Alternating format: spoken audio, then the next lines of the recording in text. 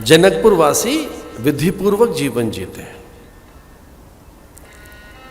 विधि नियमों का निर्वहन करते हैं।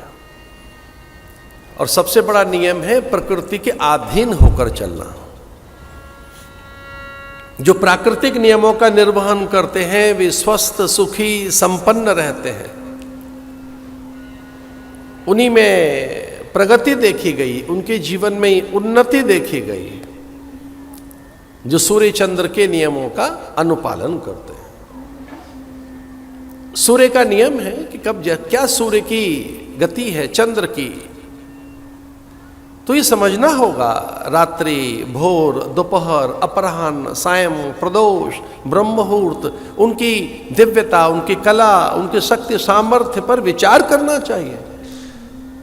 कभी कोई जागरण की बात है तो अलग है। मोहरात्र, कालरात्र, देवरात्र, पांचरात्र, शिवरात्र, नवरात्र, अगर उसमें जगना भी पड़ जाए तो विधि है कि नवरात्र में कितना जगना है, कालरात्र में कितना जगना है, मोहरात्र में यानी दीपावली की रात्र, पांचरात्र, शिवरात्रि है तो कितना जगना है, कब तक जगना है। जो साधन है ये सारे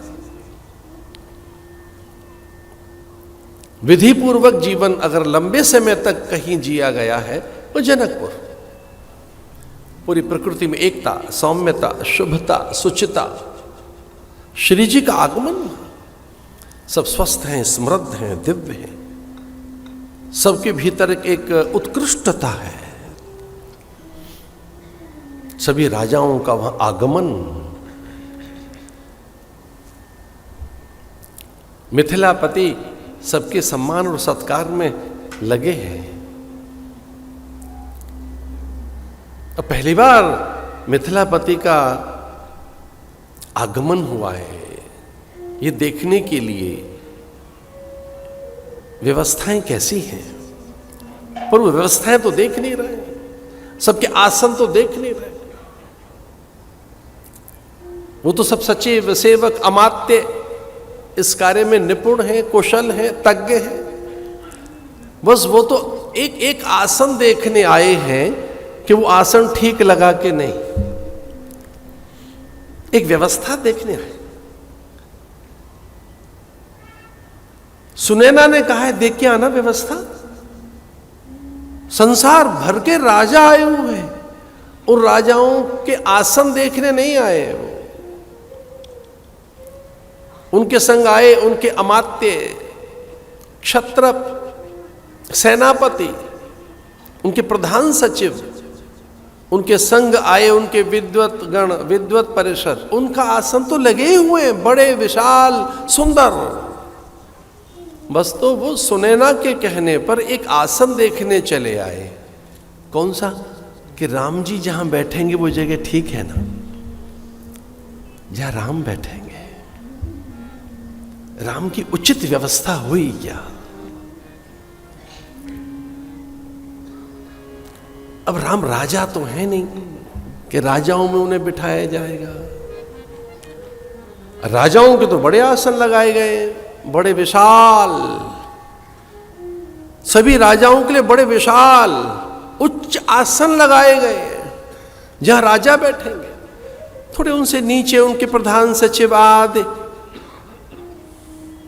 मंत्री परिषद आदि जो आई है।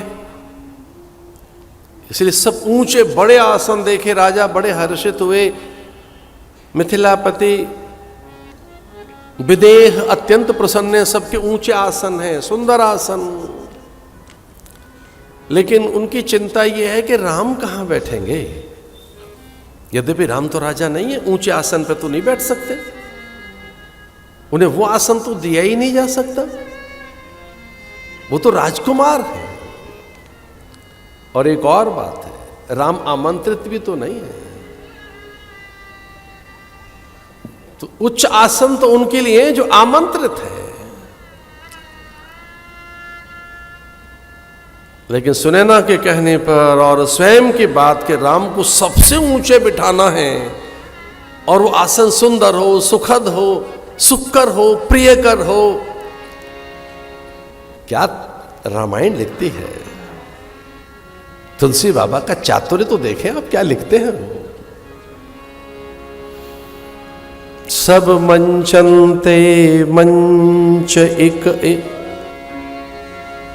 सुंदर सुखद विशाल। सब मंचनते मंच एक सुंदर विशद विशाल। मुनि समीप बैठा मुनि समीप दो बंधुत बैठा रे महिपाल। सब मंचनते मंच एक सुंदर विशद सुखद विशाल। सुखद विशद बड़ा। अच्छा, सभी राजाओं को ये लग रहा है कि भाई हम तो बहुत ऊंचे आसन पर बैठाए गए हैं, पर हमसे भी ऊंचा एक आसन, एक अलग तरह का आसन ये किसके लिए लगाया गया है, यहां कौन बैठेगा। अब देखिए राजा की योग युक्ति, सबसे अंत में लेकर आए गुरुदेव को। गुरुदेव ये आपका आसन है। मन तो कुछ और है, आसन तो राम के लिए बनाया गया है, लेकिन गुरु जी को बिठा दिया। मुनि समीप दो बंधुत बैठा रे महिपाल। सौ मंचनते मंच एक सुंदर विशद विशाल।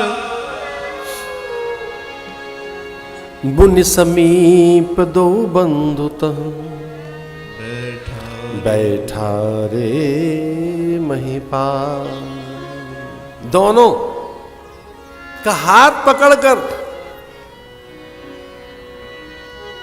स्नेह, प्रणयन, प्रीति, आदर कैसे छुपाएं जनक।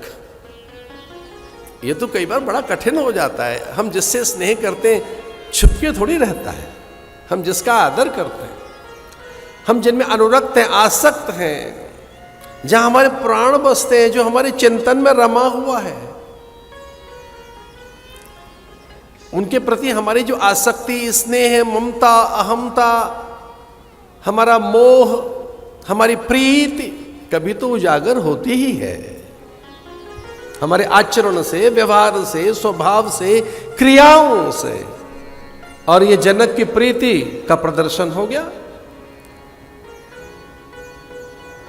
ऊंचे से आसन पर मुनि के समीप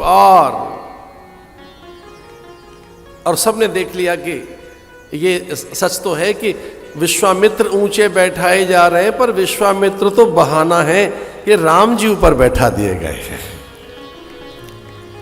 राम जी ऊपर बैठ गए और जनक टकटकी लगाकर राम को ही देख रहे हैं और किसी को नहीं। कभी उनका विषाद ग्रसित होता है मुखमंडल, कभी हर्षित होते हैं। चूंकि जनक जिसे देख रहे हैं वो उनकी आशा है, वो उनका भविष्य है, वो उनका विश्वास है, वो उनकी प्रतिज्ञा की पूर्ति है, वो उनके प्रयोजन की पूर्ति है, वो उनका इष्ट है, वो उनके उपास्य देव हैं, वो उनका स्वामी है, वो उनका सर्वस्व है, वो उनकी एकमात्र इकलौती पुत्री के कांत हैं। ये दृश्य देखकर फिर विचलित हो गए थे जनक, और एक पल के लिए उन्हें विस्मृति हो गई कि यहाँ राम बैठे। एक पल भर के लिए वो दृश्य जब देखा तो विचलित हो गए। विधि न लिखा वैदेही विवाह, मेरी बेटी का विवाह विधाता लिखना भूल गया। अब जन को माखे भटमानी, वीर बहीन मही में जानी। बहुत व्याकुल होकर, त्रस्त होकर उनके मुंह से एक अपवचन निकल गया। एक अपवचन निकल गया उनके मुंह से। कहने लगे मुझे नहीं पता था कि समुचित धरती वीर विहीन हो गई, ये धरती वीरों से हीन हो गई है। अब कोई वीर ही नहीं बचा धरती पर। इस धरती के पुण्य कहाँ गए? इस धरती के साधन सुकृत्य, इस धरती की आध्यात्मिकता खो गई? कि इस धरती पर अब यज्ञ साधन नहीं होते, व्रत करने वालों का अभाव हो गया? कि अब संयमी कोई रहा ही नहीं धरती पर। मेरे देखते देखते समूची धरती के व्रत चले गए। देखो तो सही कैसा दुर्भाग्य है। मैं ये दृश्य देख रहा हूं कि पूरी धरती के पुण्य क्षीण हो गए। अब कोई व्रती नहीं रहा, वीर नहीं रहा, संयमी नहीं रहा, अब कोई पराक्रमी और पुरुषार्थी नहीं रहा। मेरे देखते देखते पूरी धरती वीर विहीन हो गई। जो आसन निज गृह जाहू, लिखा न विधि वैदेही विवाह। बहुत निराश होकर उन्होंने कहा अब जाओ अपने घर, सब लौट जाओ। मैं समझ गया मेरी पुत्री के लिए विधाता ने वर लिखा ही नहीं है। इतना सुनकर लक्ष्मण मंच से कूदे। हे राजन सावधान,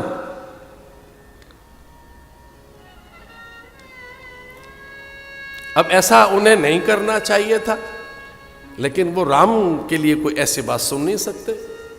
प्रतीक्षा भी नहीं की उन्होंने राम की कि भैया से आदेश लूं मैं।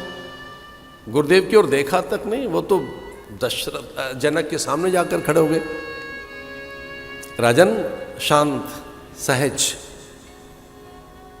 जहां रघुवंशी बैठे हों वहां अपवचन नहीं बोले जा सकते। वाणी पर संयम रखिए। उस ओर देखिए जहां ब्रह्म की और निहार कर देखो उस प्रभु को, विभु को, स्वयंभू को। वो नित्य है, वो सर्वज्ञ है, वो सर्वशक्तिमान है, वो सबसे महान है। उसी से सूर्य चमकता है, उसी से काल चलता है। वो समूची जैव रचना जगत का स्वामी है, वो जगन्यंता, वो जगदीश है, जगतपति है, वो आदि पुरुष है, वो जगन प्रणेता है, वो जगन्यंता है, जगत प्रभु है, वो स्वयंभू है। तनिक विचार तो कर लेते, प्रभु का ऐसा अपमान करोगे? भगवत तिरस्कार करेंगे आप? जहां ईश्वर बैठा हो, आपको लज्जा नहीं चाहिए। देखो सामने बैठा कौन है?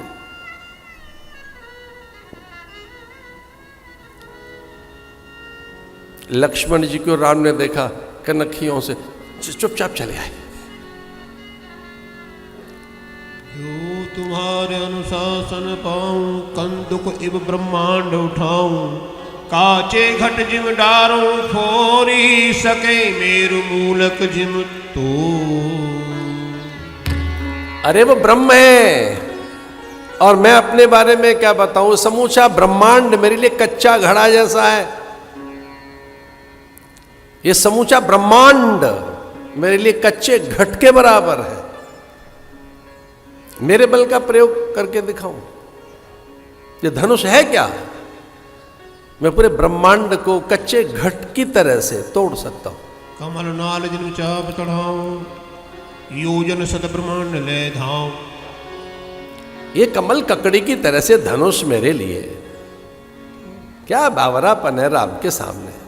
क्या धनुष की बात करते हैं? ये कमल ककड़ी है मेरे लिए।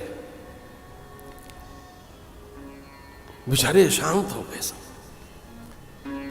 राम जी ने कहा बस बहुत हो गया।